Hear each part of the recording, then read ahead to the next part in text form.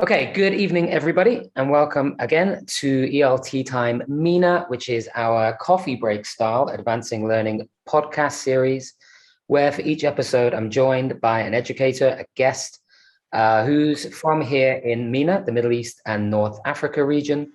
And together for 30 minutes or so, we're going to engage in a discussion on a contemporary topic of their choosing, usually over a nice cup of tea.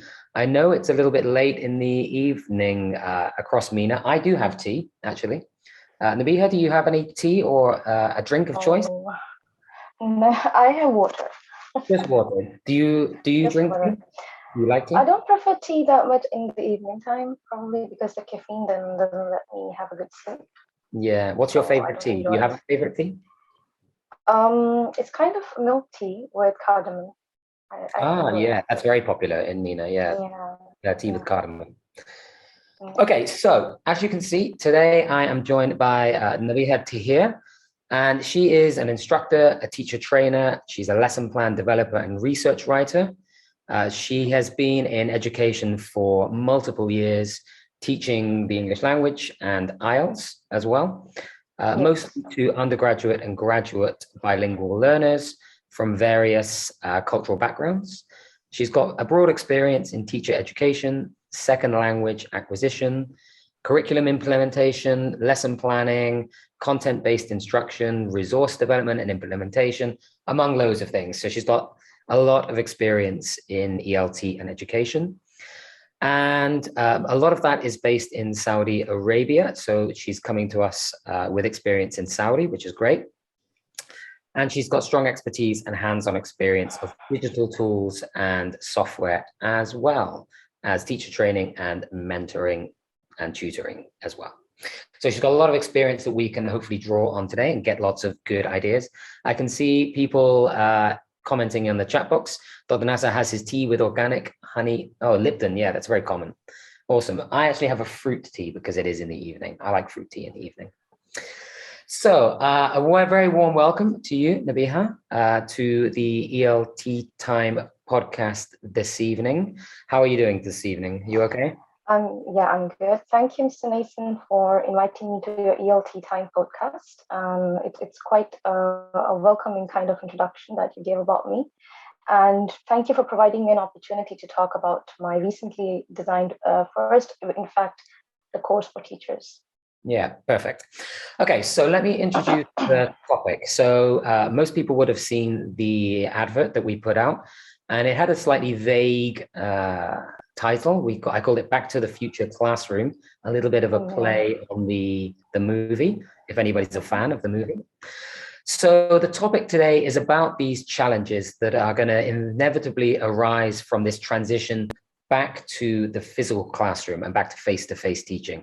Now, I remember quite clearly that there was a lot of support, an outpouring of support from publishers, training centers at the start of COVID. Remember that kind of dreaded time when we were all stuck at home, we were being forced, and everybody was trying to figure out how to kind of shift everything we knew about teaching and learning into this kind of online teaching situation, this emergency teaching, I think what we called it at the time.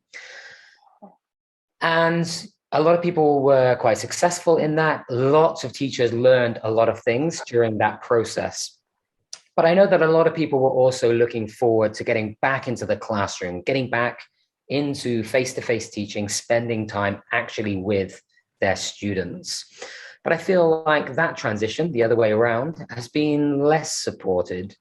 And I think there's been less consideration for the impact that that transition might have both on teachers and on students. I wonder whether or not part of that is because the transition has been less clear-cut. Different places, so Saudi Arabia compared to Morocco, compared to the UAE, have transitioned back to face-to-face at different paces. Different age groups have gone back at different times. So, and in some places, they haven't gone back to full face-to-face yet at all. So there's been this, it's not been as clear. It's not like this is where the month when everybody's going to transition. So I wonder whether or not that's had a bit of an impact. So this is the foundation of the discussion that we are going to have today. all about transitioning from online back into face-to-face and the challenges that come with that. So obviously I've already introduced Nabeeha, so let's get started. Before I actually get into the topic, Nabeeha, I think it'd be really nice for us all to get to know you a little bit better. So why don't you tell us a little bit about yourself? How did you get to where you are today, and what kinds of interests you have, what you've learned along the way, maybe? I did my Master's of Philosophy in Biotechnology, which will be kind of surprising for so many educationists out there, because usually we think that if you're into education, either you're a Master's in Education or English or anything that is relatable. So for me, it was quite an opposite, my career and my education, because they are not that closely relatable. I did Masters in Philosophy in Biotechnology, but I ended up becoming an educator, specifically ESL instructor. So after doing my master's in 2010, I immediately started working as a biology lecturer. And in the same year, I was promoted in the same school as a vice principal. So I had a good chance of working into the management. Then there was a gap for 2 years. I came to Saudi Arabia, and in 2014, I started as a homeroom teacher.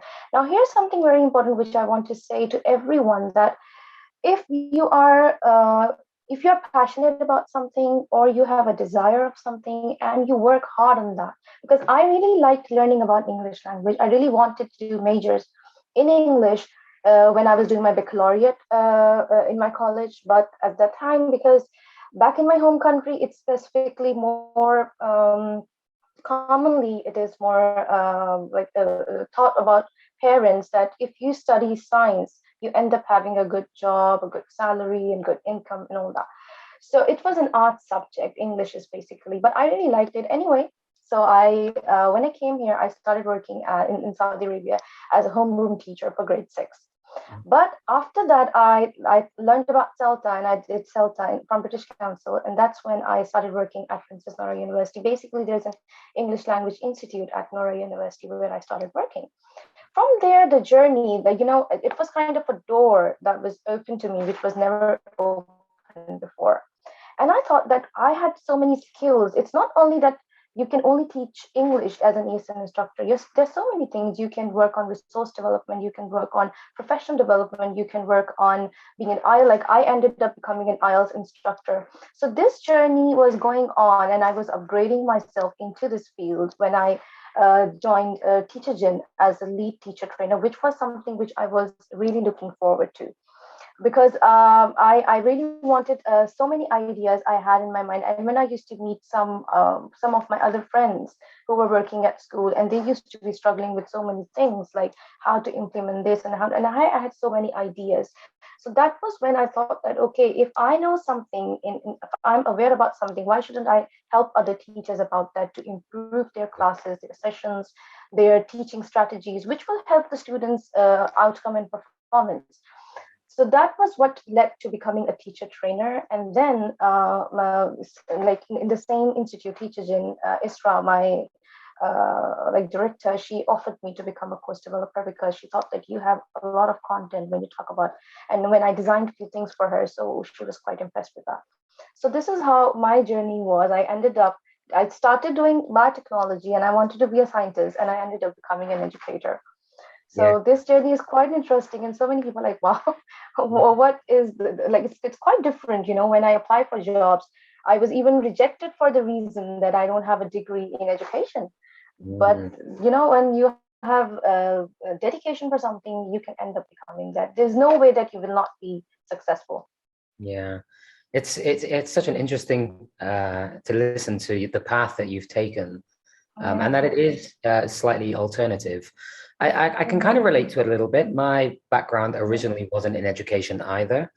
I studied child development, and then I studied anthropology as a subject. So yeah, it wasn't necessarily educational. It was more about culture, research. So yeah, I get it. I wonder whether or not, I mean, this is a difficult question to answer really, because there's got to be pros and there's got to be cons for both, I would say. But do you think that it helps you to see education in a different way by coming from a different background? Yeah.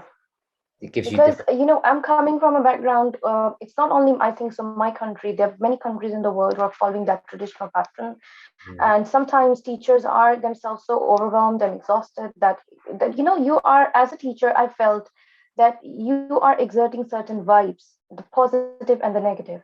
So yes, my perspective was, after doing CELTA, to be honest, my perspective was totally changed. Because CELTA, to be honest, when I did, I said, okay, if I'm doing this thing in English teaching, this activity or this pattern I'm taking, why can't I do that for teaching science, math, or any other subject? Because that can be done as well. So yeah, yes, as an educator, my perspective was changed, quite yeah. changed. And I think it highlights that the training to become a teacher is just that first step that we take. Exactly. Actually, learning about how to teach and how students learn is very much Hmm. a hands-on job. It's very much It learn. is something, it opens up a new world for you as a Yeah, teacher. And very I think so every teacher, experiential. every country, every school should provide this opportunity to their teachers. Because otherwise, there are most of the teachers who contact me because they are struggling. They are struggling with their lesson plans. They are struggling with PowerPoint presentations. They're struggling with creating a worksheet. So Mm. these are so many basic things which institutes should help their teachers to overcome these challenges. Yeah, I guess that's where this professional development need definitely comes in. Excellent. Yeah. Okay, well, thanks very much for telling us a little bit about yourself. It's definitely an interesting path that you've taken. So let's go on to the topic itself. Let's think about this introduction that I made at the beginning.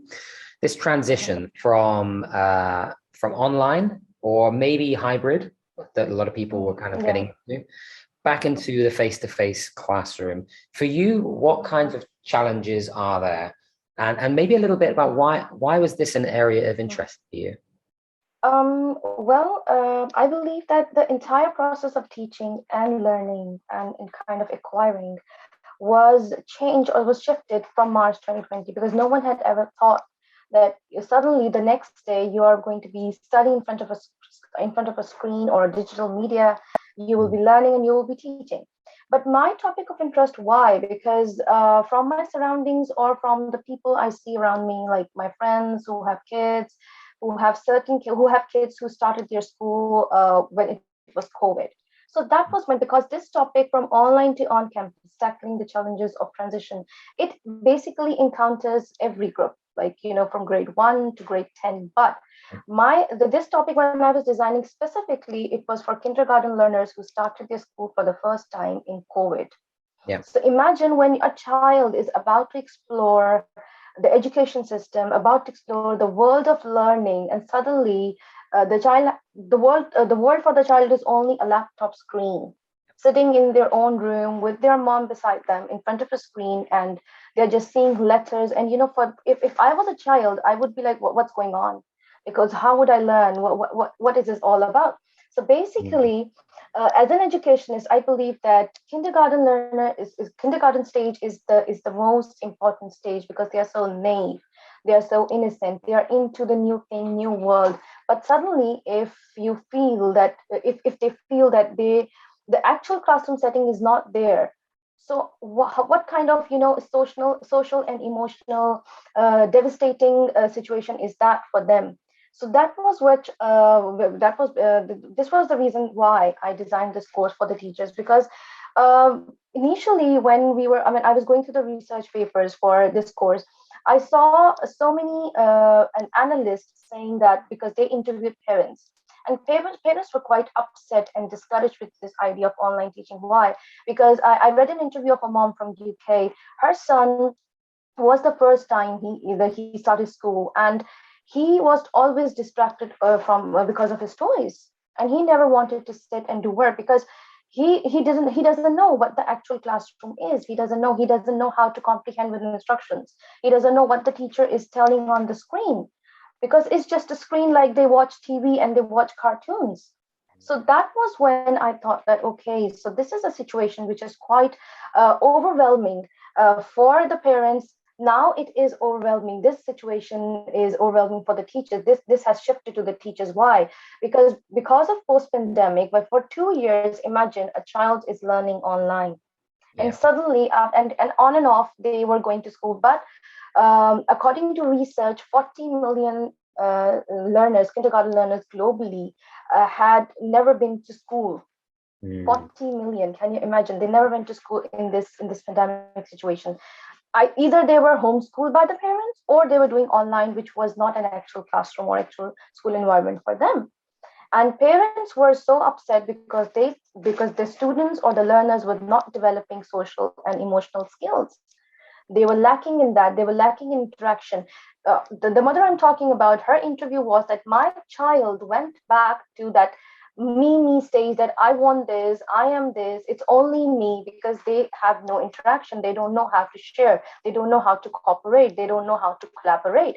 So when these students are going back to that the actual classroom setting, that is where the challenge is shifted for the teachers, because they are going to be showing different kind of behavioral problems. They will be hesitant, they will be reluctant, lack of interest, lack of focus. They will not be ready to talk. They might even start crying and not talk to the teacher or their peers.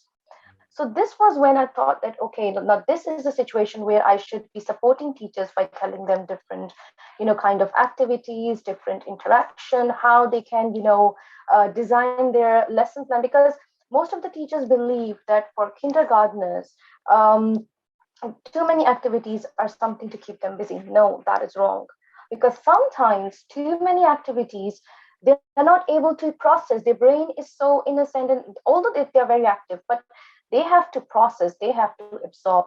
So instead of running after the quantity, you should run after the quality. So Okay. basically, a teacher's warm up session or the lead in session is something which is the grip of the whole lesson. That is where you have to build an interaction with the student yourself, and you have to help the student to build the interaction with the other, classmates. Yeah. So this was my whole idea regarding this course. It's so interesting. It's not really an area that I'd even really thought about, to be honest. This huge cohort of students who have never been into a Yeah, school, never been into a yeah, classroom, and yet yeah, they've been in education. Actually, when you think about it, it makes sense, but yeah, it's very easy to overlook it. So definitely yeah. congratulations for coming up and Thank thinking you. kind of creatively about this topic Mm, and this group thank who have this you. Mhm, very specific challenge. I think mhm, these mhm. kindergartens, and you're right about a lot of the kindergarten pre-primary age. You know Yeah. how I would say during COVID it was probably the Mhm. hardest group Yes. to teach. My my niece, she suffered the same thing. She just started school, and then the COVID was there. I think so. She just went for a month, I guess, or two, or maybe for like, I think so, for 3 months. Yeah, And that was when after that she was on screen, and she was blank for a couple of days. Even the grade 3 or 4 learners were also blank. yeah, So that was really tough for parents and for students. And I saw a picture, and I will be when I will be doing my workshop, I'll be sharing that picture. A child, her mother captured a picture. I think so. He's in grade 4, and he's sitting in front of the screen, and probably he's not able to understand what the teacher is saying, or he's not able to follow the instruction, and he's literally crying, and he's wiping his tears with his shirt. So mm, this was so heartbreaking for me. And even for me, if you tell me to do something, like I applied for PhD and I had to read a lot of research papers, and I was like, oh no, I can't do that. No, I need to get them printed. So mm, this digital media is so destructive for us. So when we think of kindergartners, like 3 years old, 4 years old, it's so terrible for them, and we can't yeah, blame them for not doing work, for not understanding, for not sitting for long hours, not listening. Because when they go back to school, they want their class, they want their own room where they used to sit and study. They want their yeah, mother beside them. They want their toys. They want the comfort of the house. So this yeah. is where things get challenging for the teachers. It sounds like there's a lot of challenges. Yeah, I mean, definitely, there's so Yeah, many things to consider.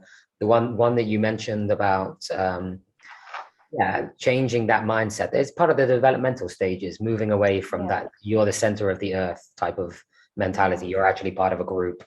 That's an yeah. important part of KG and year 1 to year 2. Mhm, So yeah, these types of mhm. things.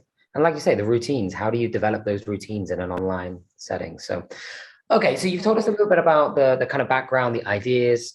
Can you tell us a little bit more about the course itself? Because you've developed an actual, it's a 2-day course that you've developed, Yeah, right? So yeah. can you tell us what people expect? Yeah. Basically, it's going to be 2 days workshop consisting of 2.5 hours every day. I surveyed and I asked a lot of teachers, and I did a poll and I asked questions did a questionnaire with so many primary and kindergarten teachers. Here, I would also like to mention that this workshop is okay. My idea was for kindergartners and preschoolers, but Yeah. yes, it is also for the primary learners, grade 1, 2 specifically, because when they were, after doing that kindergarten school, they had that imagination of the classroom going back to school, and suddenly they had to sit in front of the screen and they had to learn because they had never seen this medium. So it was also quite overwhelming for them as well. And most of the primary teachers complained that they were telling me that their students were not responding when post-pandemic, when they actually started coming back to school, because they were, for instance, they were blank with the whole big whiteboard in front of them and the teacher, because they were like, for a year almost, they were only looking at the screen with papers and with a book beside them. So this is also for the primary. But yes, this course is for 2 days. It's 2.5 hours each. I will be discussing 10 challenges. So 5 challenges one day, and I will be giving them solution, like through telling them different ideas, websites, apps. I won't be talking much about apps. Why? Because this is the thing we have been doing for 2 years. Now, they need to do something practical, something with the students in class, because for these young learners, some traditional methodology is very important, because we have to build their concepts.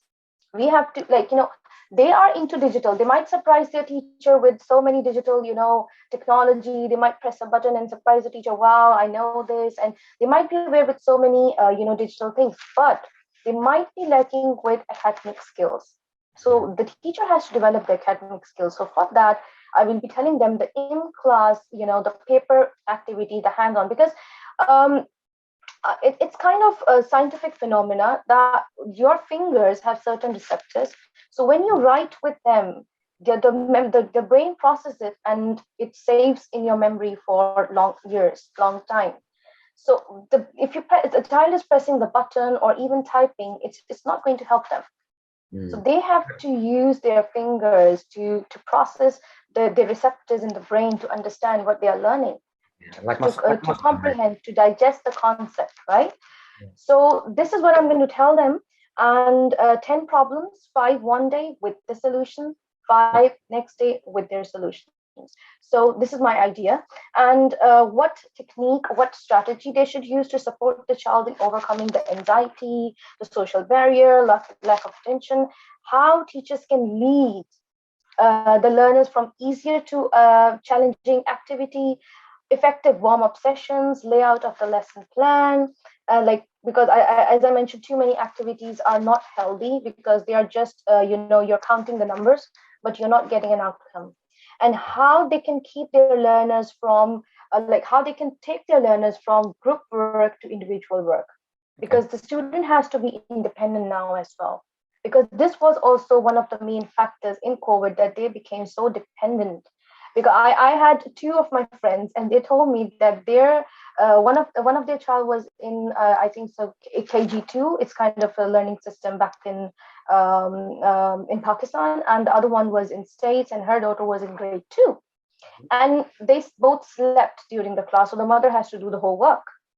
So this is something which needs a lot of work to do, because they need to be independent. They need to know how they can do their work themselves. And uh, the most important thing is that the teacher is getting exhausted and overwhelmed. So this is what I'm going to tell them, how they can lead the class so that they can overcome when because of this emotionally getting disrupted or exhausted or knackered, because the teachers are literally getting upset, and because their mental well-being and pleasant personality and active persona is something which will give a good impression to the students and this will give a good outcome from the students. So this is very important. And I have some wonderful websites with great interactive activities, which I believe will give an instant, student center stage for the teachers. So Nice. this is the whole idea. Yeah, I mean, there's a lot of stuff there. I'm looking at the flyer. Some of the, you said, because there's 10, there's 5 on each day. Yeah, I mean, there's a lot of things that are transferable, a lot of classroom management style kind of topics. Thinking the teaching, the classroom environment, because some teachers have too much decor in the classroom. They love to do that, but when the students are coming from their home, sometimes some get anxiety. So you need to keep the classroom bright, lively, with wonderful lighting. It shouldn't be that vibrant that they get exhausted or they get anxiety that, oh my God, where I am. So this is something, and the seating arrangement is very important. How do you interact? Okay, we have to follow the social distancing rule, but how you can still interact with them following those rules. Yeah. And there's a little bit in there about teachers themselves, right? Like you were just saying, the emotional challenges. Yes, it's very important for the teachers' own health, mental health, and well-being, because this is what they are transferring to the students. If they are exhausted, if they are tired, if they are less passionate, they are irritated, so they are not able to deliver what they should be delivering. So first, the teachers have to calm themselves down. First, they have to make themselves feel comfortable with the whole situation, and that is when they can do. Because children are so young, they don't know. Even if the teacher is getting upset, they won't be able to understand what's going on. Yeah. So teacher has to calm herself first. That is when she can deliver the best. Yeah, how to manage as well, definitely. Because when she has a proper layout and idea that what she can do, what through what process she can take the students, so the whole transition will be very smooth. Good. That sounds great. Okay, there is a question in the chat box. Nati is asking the solutions that you've been talking about. Do they apply for a variety? I guess she's put each challenging situation, but perhaps for a variety of different types of challenges. Okay, I have almost 10 challenges, which I believe are very common, which I think so every teacher is encountering them in her class, like lack of interest, lack of focus, hesitation in participation, and there are quite a number of detailed in that, and like it's teachers, the lesson plan outline and how they can, they are not they're not participating, they are losing interest, and their tantrums, their behavioral attitudes. So it is covering almost every single, you can say, challenges which the teachers are, and yes, it is for almost all the challenging situations. As I mentioned before, when I was doing CELTA, that was when I realized that this activity can also be applied for other subjects. So in the same way, the things I'm going to be talking about, they can be applied for other, a challenging situation as well. You just have to twist your way of doing that. But they're very common challenges. But for young children, yes, it is adapting with the transition to the new environment. How you can help them to overcome that anxiety, behavioral issues such as tantrums and unwillingness to participate. So how you can get them into that participation stage, because teacher herself, like her involvement, her elicitation is very important for the students to participate. Because if she's an example, if she's taking part in the whole thing, that is when the student will respond. Good. I mean, it sounds really practical. Also, time management and controlling the teacher talk time, which is very important. Because some students are like this, and the teacher is talking and they're like blank. So you need to reduce your talk time so that they can respond, they can talk to you. You need to get them into the talking stage. Yeah. You mentioned that before, student-centered, and again, that helps them to become independent as well. You were saying about reliance on parents, but there's also a reliance on teachers sometimes. So moving away from that. Cool. Well, this course that you've developed sounds really practical and really interesting. If anybody wants to find out more about it, you can see and register for it on the teach-o-gen.com website, TeacherGen. If you just type that into Google, I'm sure you can find it. And actually, as Macmillan Academy members, you can also get 20% off that course and any other course, I think, all year round, because that is I don't know what I want to call it. I was going to say deal, but it's not really a deal. It's a collaboration between the Academy and Teacher Gen that we have going on. So if you put the code Macmillan20 into the registration form, I think you can get a discount for being an Academy member, which is great. As we're coming to the end, if you've got time, is there anything else exciting going on with Teacher Gen? Have they got any other courses lined up or anything cool? What have you got going on after this course, maybe? After this, I've designed a couple of other, courses. I've laid out the content, but still we're going to be working on finalizing. But there's another upcoming course of a Professional Development Academy, and it is about the digital classroom, which is going to be presented by one of our very excellent trainers, Ambreen Malik. So yes, and here in the month of March, if you register for any of the courses, this is what you're going to get 20% discount. So yes, this is also something very wonderful. If you write woman 20 something, there's a code. Oh, no, you can check that on. I think it's more, isn't it? I think I saw it. It was women 40, I think you have to put, and you can get 40%. Is it 40? Oh, sorry, I'm so sorry. I'm extremely sorry. It's no, I remember seeing it for International Women's Day, and I was thinking, oh, that's great. Oh yeah, sorry. It's 40% off March courses and workshops upon registration, and the code is woman 40, and it should be in capital. And yes, sorry, thank you for correcting me about that. So yes, it's for all the courses in March. So it's my course as well, and the Professional Development Academy course, which is the digital classroom. Digital classroom management is the iLearn course. Basically, we have in Professional Development Academy, we have iLearn, and that it's about all the digital technology apps, how you can use. It's not basically about lesson planning, but it's about very different apps, how you can use them and how you can handle them during your lessons. Is it for any particular age group or is it for any age group? Is it for primary? It's I guess it's for all the age group, because it's totally about the classroom management. And it's also like it has 5 sessions. It is all for 10 hours. And the date is Friday and Saturday from 3 to 5 p.m. That is the Gulf time. And for my course, the date is 18th and 19th of March. And it will be also it's 5 p.m. It's 8 p.m. Sorry.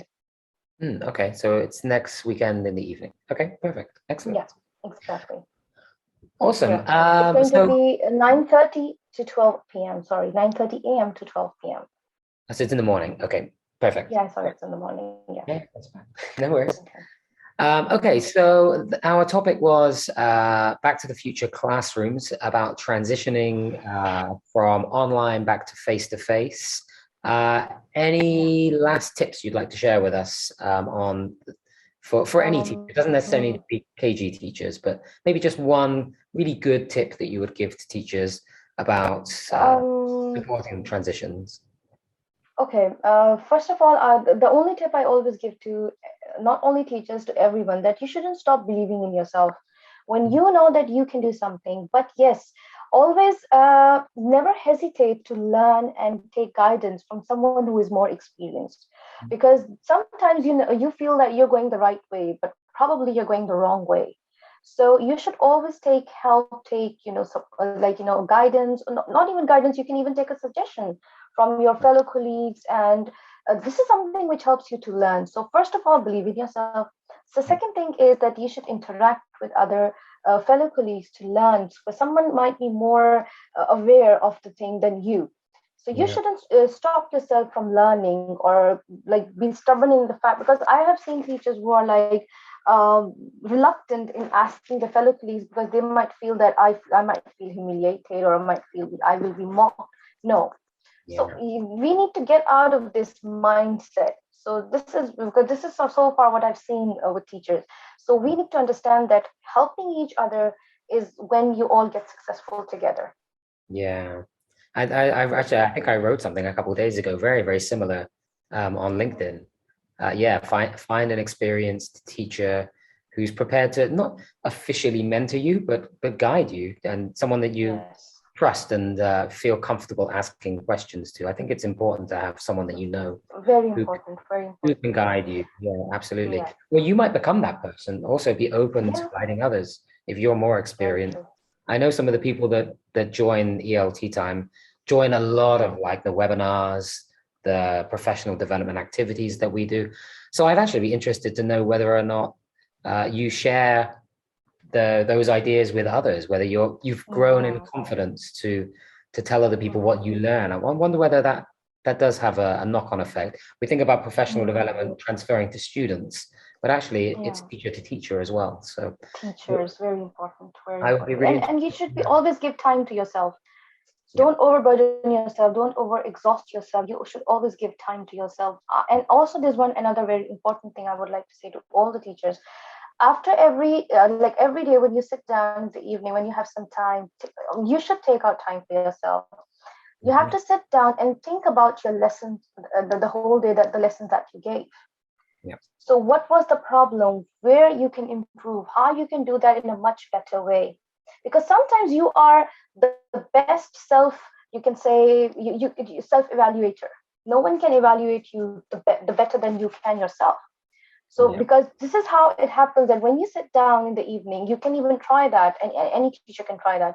And you sit down and you look at your lesson plan or your ideas or activity, you even think about them. So you will instantly realize, oh no, I did this wrong. I could have done that in that better way. So yeah. your self-evaluation is your growth, is your development. So don't hesitate in doing that. Yes, the reflective teacher, and also stepping back from that as well, making sure you have balance. You find time for the things that you enjoy, spending time with family, walking your dog, going Yeah. cycling, whatever it is that fulfills you. Finding, because it's very easy with teaching to become very absorbed by everything you're Yeah. doing. Yeah. So take Your time. me time is very important Very, for your health. Very yeah, important. yeah, Yeah, because and that is what you reflect and transfer the next day to your students. yeah, exactly. Yeah. And I think it makes you a better teacher if you can Yes, find it that balance does. and you can step away. Yeah. Yeah. Yeah. Excellent. Thank you very much again for joining us this evening, Nabeeha. It's been really, really interesting to listen and learn about your experiences, the tips that you have for teachers, and also the course that you've developed. I can see that Isra has put in the chat box the Yeah. link. So if people want to click on that link, they can go and have a little explore of the Yeah. course itself Sure. and see the Mm. all of the points that you were talking about, the 10 points there. Yeah. Don't forget, if you do sign up, use the codes that we mentioned to get a discount at the moment for this month. Uh-huh. And if you do miss this month's and you go to any of the Teacher Gen courses in the future, you can use Macmillan 20 as well. Okay. Okay. Thank you to Thank you. the guys who have joined us and for the comments that you put in the chat box. Really interesting to see people's ideas there as well. Thank you very much, Nabeeha, from me as well. I see someone's raised a hand actually. Bara, do you have a question for us? You might do. Did I miss the Q&A?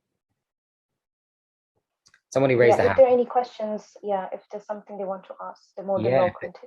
Yeah, before we finish, if you have a question, please do put it in the chat box. It may be a mistake. Sometimes I think when you're on a phone and you click something, it raises a hand Probably then. by mistake. So it might just be that. Okay. But for You're me, welcome, Mr. Nathan, and thank you again for inviting me and providing me this opportunity to express my ideas and thoughts and the workshop that I have designed for teachers. It was a yeah, wonderful, wonderful ELT time good. with you and with all the members who have joined us. Yeah, I'm glad that you had a good time.